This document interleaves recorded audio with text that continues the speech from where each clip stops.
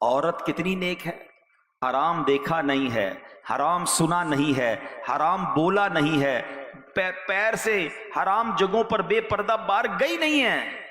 اور لڑکا کیسا ہے؟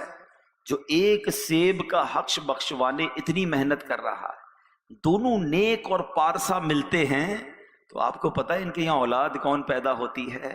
کوئی اور نہیں، یہ پیران پیر شیخ عبد القادر جیلانی کے والدین کا واقعہ ہے۔ ان کے یہاں جو بیٹا پیدا ہوتا ہے وہ عبد القادر جیلانی ہوتا ہے۔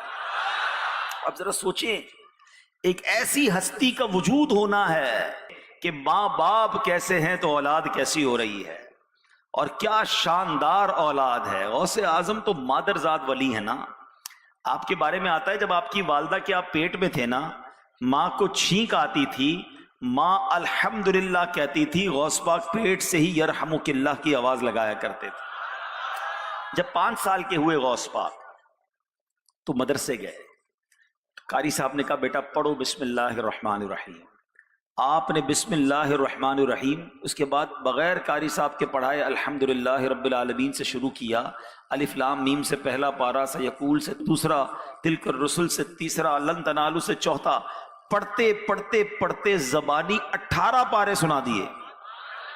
فرسٹ ڈے ان مدرسہ، پہلا دن مدرسے میں، 5 سال کی عمر ہے۔